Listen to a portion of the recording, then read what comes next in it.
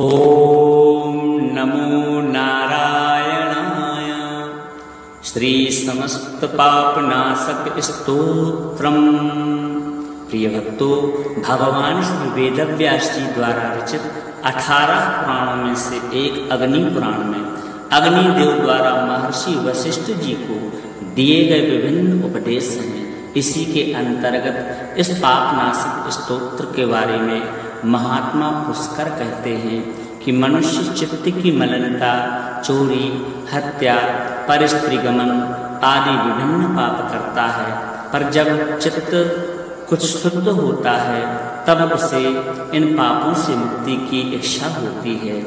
उस समय भगवान श्री नारायण की दिव्य स्तुति करने से समस्त पापों का प्रायश्चित पूर्ण हो जाता है। इसीलिए इस दिव्य स्तोत्र का नाम समस्त पाप नाशक स्तोत्र है।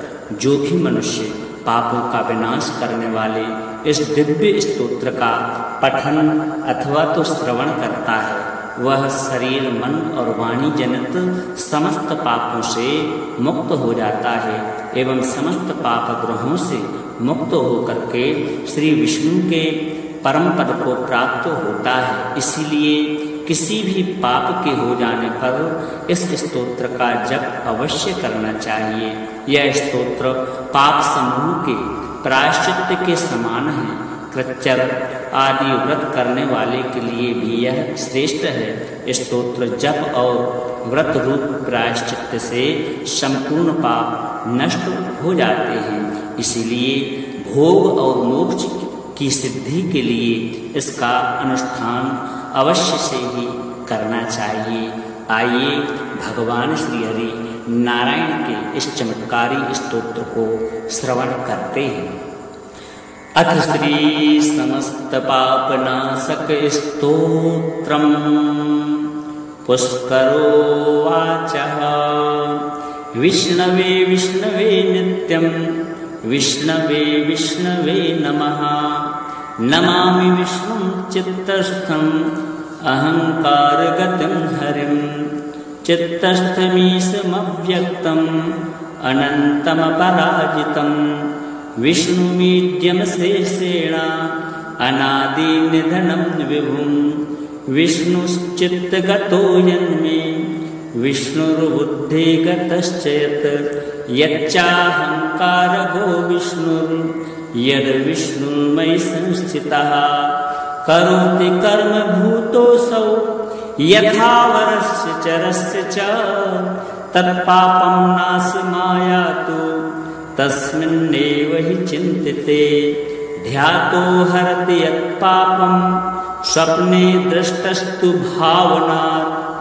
तमुपेन्द्रमहं विष्णुं, प्राणतातिहरं हरिं। जगत्यस्मिन्निराधारे, मज्जमाने तमस्यधा। हस्तावलम्बनं विष्णुं, प्रणमामि परात्परम्। सर्वेश्वरेश्वर विभो, परमात्मन्नधोक्षजा। हृषीकेश हृषीकेश, हृषीकेश नमोस्तुते। नृसिंहानन्त गोविन्द, भूतभावन केशवा। दुरुक्तं दुष्कृतं ध्यातं, समयाधं नमोस्तुते। यन्मया चिन्तितं दुष्टं, स्वचित्तवशवर्तिना। अकार्यं महदत्युग्रं, तच्छमं नय केशवा। ब्रह्मण्यदेव गोविन्द, परमार्थपरायण। जगन्नाथ जगद्दत्त, पापं प्रश्मयाच्युत। यथा परमेशायामे, मद्या में च तथा निशि। कायेन मनसा वाचा, कृतं पापं जानता। जानता च हृषीकेश, पुण्डरीकाक्ष माधवा। नामत्रयोच्चारणतः, पापं यातु मम क्षयम्। शरीरं मे हृषीकेश, पुण्डरीकाक्ष माधवा। पापं प्रशमयाद् त्वं, वाक्कृतं मम माधवा। यद्भुञ्जन् यत् स्वपन् तिष्ठन् गच्छन् जाग्रद् यदा स्थिता कृतवान् पापमधाहं कायेन मनसा गिरा यत् स्वल्पमपि यत् स्थूलं कुर्यान्न नरकावहम् यद्यातु प्रशमं सर्वं वासुदेवानुकीर्तनात् परं ब्रह्म परं धाम पवित्रं परमं च यत् तस्मिन् प्रकीर्तते विष्णु यत्पापं तत्प्रणश्यतु यत्प्राप्य नानिवर्तन्ते गन्धस्पर्शादिवर्जितं सूर्यस्तत्पदं विष्णु तत्सर्वं समयर्वधम् पापप्रणाशनं स्तोत्रं या पठेत् शृणुयादपि शारीरैः मानसैः वाक्यैः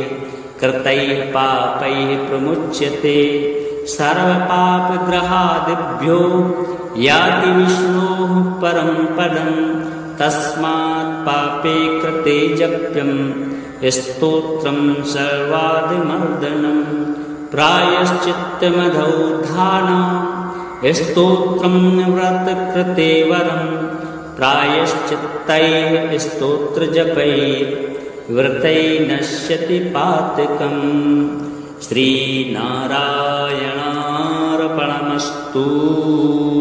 पुष्करोवाच विष्णवे विष्णवे नित्यं विष्णवे विष्णवे नमः नमामि विष्णुं चित्तस्थम् अहङ्कारगतं हरिं चित्तस्थमीशमव्यक्तम् अनन्तमपराजितं विष्णुमीड्यमशेषेण अनादिनिधनं विभुं विष्णुश्चित्तगतो यन्मे विष्णुर्बुद्धिगतश्च यच्चाहङ्कारगो विष्णुर्यद्विष्णुर्मयि संस्थितः करोति कर्म भूतोऽसौ यथा वरस्य चरस्य च तत्पापं नाशमायातु तस्मिन्नेव हि चिन्तिते ध्यातो हरति यत्पापं स्वप्ने दृष्टस्तु भावनात् तमुपेन्द्रमहं विष्णुं प्राणतातिहरं हरिं जगत्यस्मिन्निराधारे मज्जमाने तमस्यधा हस्तावलम्बनं विष्णुं प्रणमामि परात्परं सर्वेश्वरेश्वर विभो परमात्मन्नधोक्षजा हृषीकेश हृषीकेश हृषीकेश नमोस्तुते नृसिंहानन्त गोविन्द भूतभावन केशवा दुरुक्तं दुष्कृतं ध्यातं समयाधं नमोस्तुते यन्मया चिन्तितं दुष्टं स्वचित्तवशवर्तिना अकार्यं महदत्युग्रं तच्छमं नय केशवा ब्रह्मण्यदेव गोविन्द परमार्थपरायण जगन्नाथ जगद्दत्त पापं प्रश्मयाच्युत यथा परमेशायाः मे मद्या मे च तथा निशि कायेन मनसा वाचा कृतं पापं जानता च हृषीकेश पुण्डरीकाक्ष माधवा नामत्रयोच्चारणतः पापं यातु मम क्षयं शरीरं मे हृषीकेश पुण्डरीकाक्ष माधवा पापं प्रशमयात् त्वं वाक्कृतं मम माधवा यद्भुञ्जन् यत् स्वपन् तिष्ठन् गच्छन् जाग्रद् यदा स्थिता कृतवान् पापमधाहं कायेन मनसा गिरा यत् स्वल्पमपि यत् स्थूलं कुर्यान्न नरकावहम् यद्यातु प्रशमं सर्वं वासुदेवानुकीर्तनात् परं ब्रह्म परं धाम पवित्रं परमं च यत् तस्मिन् प्रकीर्तते विष्णु यत्पापं तत्प्रणश्यतु यत्प्राप्य नानिवर्तन्ते गन्धस्पर्शादिवर्जितं सूर्यस्तत्पदं विष्णु तत्सर्वं सम्यग्वधम् पापप्रणाशनं स्तोत्रं या पठेत् शृणुयादपि शारीरै मानसैवाक्यैः कृतैः पापैः प्रमुच्यते सर्वपापग्रहादिभ्यो याति विष्णोः परं पदं तस्मात् पापे कृते जप्यं स्तोत्रं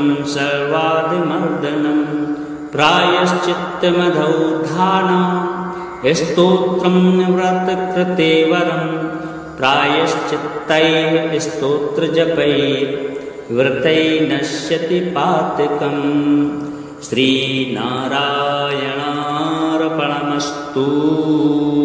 पुष्करोवाच विष्णवे विष्णवे नित्यं विष्णवे विष्णवे नमः नमामि विष्णुं चित्तस्थम् अहङ्कारगतं हरिं चित्तस्थमीशमव्यक्तम् अनन्तमपराजितं विष्णुमीड्यमशेषेण अनादिनिधनं विभुं विष्णुश्चित्तगतो यन्मे विष्णुर्बुद्धिगतश्च यच्चाहङ्कारगो विष्णुर्यद्विष्णुर्मयि संस्थितः करोति कर्म भूतोऽसौ यथा वरस्य चरस्य च तत्पापं नाशमायातु तस्मिन्नेव हि चिन्तिते ध्यातो हरति यत्पापं स्वप्ने दृष्टस्तु भावनात्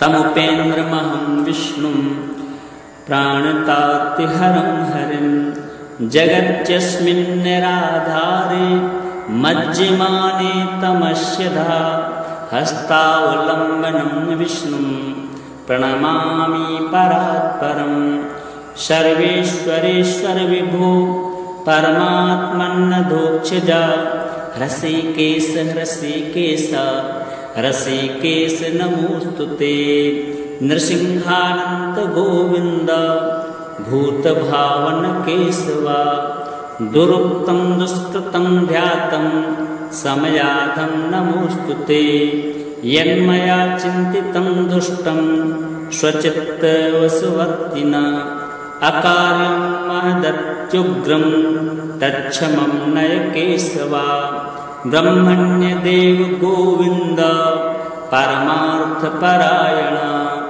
जगन्नाथ जगद्दत्त पापं प्रश्मयाच्युत यथा परमेशायाः मे मद्या मे च तथा निशि कायेन मनसा वाचा कृतं पापं जानता च ऋषिकेश पुण्डरीकाक्ष माधवा नामत्रयोच्चारणतः पापं यातु मम क्षयं शरीरं मे ऋषिकेश पुण्डरीकाक्ष माधवा पापं प्रशमयात् त्वं वाक्कृतं मम माधवा यद्भुञ्जन् यत्स्वपन् तिष्ठन् गच्छन् जाग्रत् यदा स्थिता कृतवान् पापमधाहं कायेन मनसा गिरा यत्स्वल्पमपि यत् स्थूलं कुयोनिनरकावहं यद्यातु प्रशमं सर्वं वासुदेवानुकीर्तना परं ब्रह्म परं धाम पवित्रं परमं च यत् तस्मिन् प्रकीर्तते विष्णु यत्पापं तत्प्रणश्यतु यत्प्राप्य नानिवर्तन्ते गन्धस्पर्शादिवर्जितं सूर्यस्तत्पदं विष्णु तत्सर्वं सम्यग्वधम् पापप्रणाशनं स्तोत्रं या पठेत् शृणुयादपि शारीरै मानसैवाक्यैः कृतैः पापैः प्रमुच्यते सर्वपापग्रहादिभ्यो याति विष्णोः परं पदं तस्मात् पापे कृते जप्यं स्तोत्रं सर्वादिमर्दनं प्रायश्चित्तमधौ धानं स्तोत्रं व्रतकृते वरं प्रायश्चित्तैः स्तोत्रजपैर्व्रतैः नश्यति पातकम्। श्रीनारायणार्पणमस्तु। पुष्करोवाच विष्णवे विष्णवे नित्यं विष्णवे विष्णवे नमः।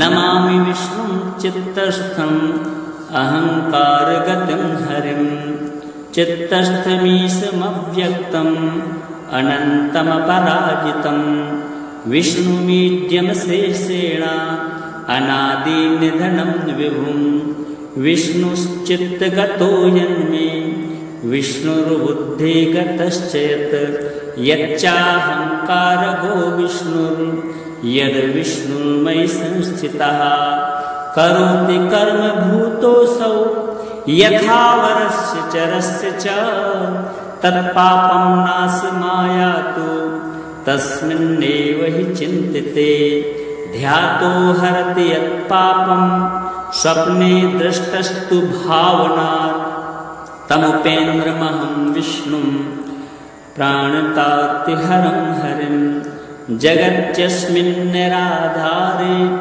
मज्जमाने तमस्यधा हस्तावलम्बनं विष्णुं प्रणमामि परात्परं सर्वेश्वरेश्वर विभो परमात्मन्नधोक्षजा ऋषिकेश ऋषिकेश ऋषिकेश नमोऽस्तु ते नृसिंहानन्त गोविन्द भूतभावन केशवा दुरुक्तं दुष्कृतं ध्यातं समयाधं नमोऽस्तु ते यन्मया चिन्तितं दुष्टं स्वचित्तवशवर्तिना अकार्यं महदत्युग्रं तच्छमं नय केशवा ब्रह्मण्यदेव गोविन्द परमार्थपरायण जगन्नाथ जगद्दत्त पापं प्रश्मयाच्युत यथा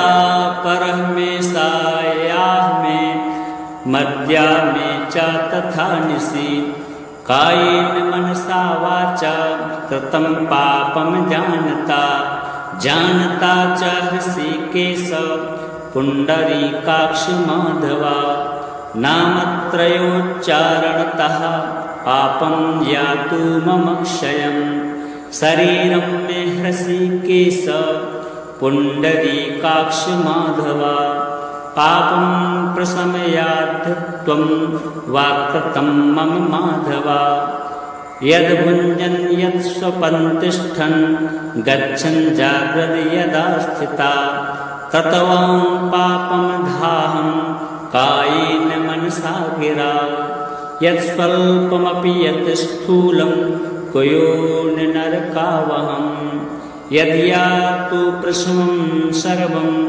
वासुदेवानुकीर्तनात् परं ब्रह्म परं धाम पवित्रं परमं च यत् तस्मिन् प्रकीर्तते विष्णु यत्पापं तत्प्रणश्यतु यत्प्राप्य नानिवर्तन्ते गन्धस्पर्शादिवर्जितं सूर्यस्तत्पदं विष्णु तत्सर्वं समयद्वधं पापप्रणाशनं स्तोत्रं या पठेत् शृणुयादपि शारीरैः मानसैवाक्यैः कृतैः पापैः प्रमुच्यते सर्वपापग्रहादिभ्यो याति विष्णोः परं पदं तस्मात् पापे कृते जप्यं स्तोत्रं सर्वादिमर्दनं प्रायश्चित्तमधौ धानं स्तोत्रं व्रतकृते वरं प्रायश्चित्तैः स्तोत्रजपैर्व्रतैः नश्यति पातकम्। श्रीनारायणार्पणमस्तु। पुष्करोवाच विष्णवे विष्णवे नित्यं विष्णवे विष्णवे नमः। नमामि विष्णुं चित्तस्थम् अहङ्कारगतं हरिं। चित्तस्थमीशमव्यक्तम् अनन्तमपराजितं। विष्णुमीड्यमशेषेण अनादिनिधनं विभुं। विष्णुश्चित्तगतो यन्मे विष्णुर्बुद्धिगतश्च यत्। यच्चाहङ्कारगो विष्णुर्यद्विष्णुर्मयि संस्थितः। करोति कर्म भूतोऽसौ यथा वरस्य चरस्य च। तत्पापं नाशमायातु तस्मिन्नेव हि चिन्तिते। ध्यातो हरति यत्पापं स्वप्ने दृष्टस्तु भावनात्। तमुपेन्द्रमहं विष्णुं प्राणतातिहरं हरिं। जगत्यस्मिन्निराधारे मज्जमाने तमस्यधा। हस्तावलम्बनं विष्णुं प्रणमामि परात्परं। सर्वेश्वरेश्वर विभो परमात्मन्नधोक्षजा। ऋषिकेश ऋषिकेश ऋषिकेश नमोऽस्तु ते। नृसिंहानन्त गोविन्द भूतभावन केशवा। दुरुक्तं दुष्कृतं ध्यातं समयाधं नमोऽस्तु ते। यन्मया चिन्तितं दुष्टं स्वचित्तवशवर्तिना। अकार्यं महदत्युग्रं तत्क्षमं नय केशवा। ब्रह्मण्यदेव गोविन्द परमार्थपरायण। जगन्नाथ जगद्दत्त पापं प्रश्मयाच्युत। यथा परमेशायाः मे मद्या मे च तथा निशि। कायेन मनसा वाचा कृतं पापं जानता। जानता च ऋषिकेश पुण्डरीकाक्ष माधवा। नामत्रयोच्चारणतः पापं यातु मम क्षयम्। शरीरं मे ऋषिकेश पुण्डरीकाक्ष माधवा। पापं प्रशमयात् त्वं वाक्कृतं मम माधवा। यद्भुञ्जन् यत्स्वपन् तिष्ठन् गच्छन् जाग्रद् यदा स्थिता। कृतवान् पापमधाहं कायेन मनसा गिरा। यत्स्वल्पमपि यत् स्थूलं कुर्यान्न नरकावहम्। यद्यातु प्रशमं सर्वं वासुदेवानुकीर्तनात्। परं ब्रह्म परं धाम पवित्रं परमं च यत्। तस्मिन् प्रकीर्तते विष्णु यत्पापं तत्प्रणश्यतु। यत्प्राप्य नानिवर्तन्ते गन्धस्पर्शादिवर्जितं। सूर्यस्तत्पदं विष्णु तत्सर्वं समयद्वधम्। पापप्रणाशनं स्तोत्रं या पठेत् शृणुयादपि। शारीरैः मानसैः वाग्जैः कृतैः पापैः प्रमुच्यते। सर्वपापग्रहादिभ्यो याति विष्णोः परं पदं। तस्मात् पापे कृते जप्यं स्तोत्रं सर्वादिमर्दनं। प्रायश्चित्तमधौ धानं स्तोत्रं व्रतकृते वरं। प्रायश्चित्तैः स्तोत्रजपैर्व्रतैः नश्यति पातकम्। श्रीनारायणार्पणमस्तु।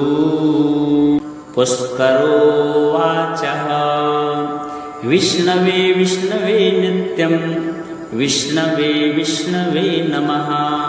नमामि विष्णुं चित्तस्थम् अहङ्कारगतं हरिं। चित्तस्थमीशमव्यक्तम् अनन्तमपराजितं। विष्णुमीड्यमशेषेण अनादिनिधनं विभुं। विष्णुश्चित्तगतो यन्मे विष्णुर्बुद्धिगतश्च यत्।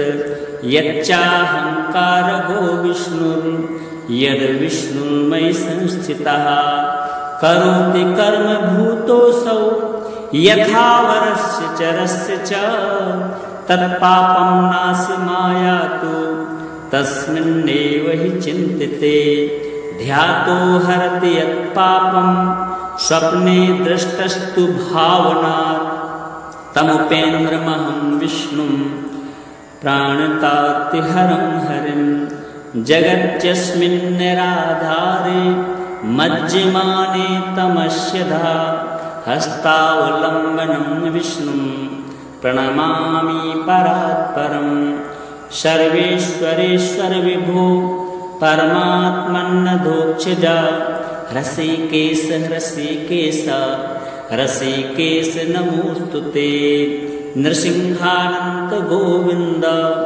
भूतभावन केशवा दुरुक्तं दुष्कृतं ध्यातं समयाधं नमोस्तुते यन्मया चिन्तितं दुष्टं स्वचित्तवशवर्तिना अकार्यं महदत्युग्रं तच्छमं नय केशवा ब्रह्मण्यदेव गोविन्द परमार्थपरायण जगन्नाथ जगद्दत्त पापं प्रश्मयाच्युत यथा परमेशायाः मे मद्या मे च तथा निशि कायेन मनसा वाचा कृतं पापं जानता जानता च ऋषिकेश पुण्डरीकाक्ष माधवा नामत्रयोच्चारणतः पापं यातु मम क्षयं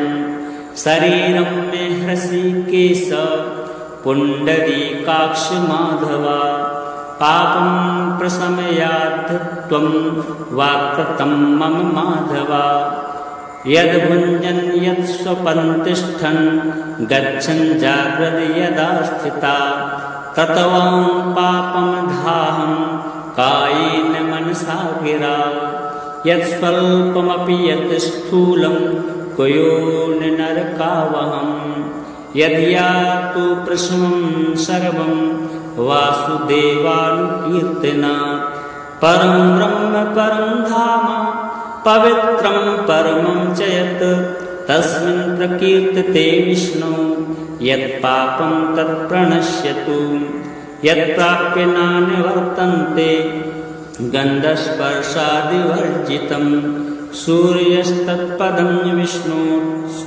तत्सर्वं समयद्वधं पापप्रणाशनं स्तोत्रं या पठेत् शृणुयादपि शारीरैः मानसैः वाग्जैः कृतैः पापैः प्रमुच्यते सर्वपापग्रहादिभ्यो याति विष्णोः परं पदं तस्मात् पापे कृते जप्यं स्तोत्रं सर्वादिमर्दनं प्रायश्चित्तमधौ धानं स्तोत्रं व्रतकृते वरं प्रायश्चित्तैः स्तोत्रजपैर्व्रतैः नश्यति पातकम् श्रीनारायणार्पणमस्तु। पुष्करोवाचः विष्णवे विष्णवे नित्यं विष्णवे विष्णवे नमः नमामि विष्णुं चित्तस्थम् अहङ्कारगतं हरिं चित्तस्थमीशमव्यक्तम् अनन्तमपराजितं विष्णुमीड्यमशेषेण अनादिनिधनं विभुं विष्णुश्चित्तगतो यन्मे विष्णुर्बुद्धिगतश्च यच्चाहङ्कारगो विष्णुर्यद्विष्णुर्मयि संस्थितः करोति कर्म भूतोऽसौ यथा वरस्य चरस्य च तत्पापं नाशमायातु तस्मिन्नेव हि चिन्तिते ध्यातो हरति यत्पापं स्वप्ने दृष्टस्तु भावनात् तमुपेन्द्रमहं विष्णुं प्राणतातिहरं हरिं जगत्यस्मिन् निराधारे मज्जमाने तमस्यधा हस्तावलम्बनं विष्णुं प्रणमामि परात्परं। सर्वेश्वरेश्वर विभो परमात्मन्नधोक्षज ऋषिकेश ऋषिकेश ऋषिकेश नमोस्तुते। नृसिंहानन्त गोविन्द भूतभावन केशवा दुरुक्तं दुष्कृतं ध्यातं समयाधं नमोस्तुते। यन्मया चिन्तितं दुष्टं स्वचित्तवशवर्तिना अकार्यं महदत्युग्रं तच्छमं नय केशवा। ब्रह्मण्यदेव गोविन्द परमार्थपरायण जगन्नाथ जगद्दत्त पापं प्रश्मयाच्युत। यथा परमेशायामे मद्या मे च तथा निशि कायेन मनसा वाचा कृतं पापं जानता जानता च ऋषिकेश पुण्डरीकाक्ष माधवा। नामत्रयोच्चारणतः पापं यातु मम क्षयम् शरीरं मे ऋषिकेश पुण्डरीकाक्ष माधवा। पापं प्रशमयात् त्वं वाक्कृतं मम माधवा। यद्भुञ्जन् यत् स्वपन् तिष्ठन् गच्छन् जाग्रद् यदा स्थिता कृतवान् पापमधाहं कायेन मनसा गिरा। यत् स्वल्पमपि यत् स्थूलं कुर्यान्न नरकावहम्। यद्यातु प्रशमं सर्वं वासुदेवानुकीर्तनात्। परं ब्रह्म परं धाम पवित्रं परमं च यत् तस्मिन् प्रकीर्तते विष्णु यत्पापं तत्प्रणश्यतु। यत्प्राप्य नानिवर्तन्ते गन्धस्पर्शादिवर्जितं सूर्यस्तत्पदं विष्णु तत्सर्वं समयद्वधम्। पापप्रणाशनं स्तोत्रं या पठेत् शृणुयादपि शारीरैः मानसैः वाग्जैः कृतैः पापैः प्रमुच्यते। सर्वपापग्रहादिभ्यो याति विष्णोः परं पदं। तस्मात् पापे कृते जप्यं स्तोत्रं सर्वादिमर्दनं। प्रायश्चित्तमधौ धानं स्तोत्रं व्रतकृते वरं।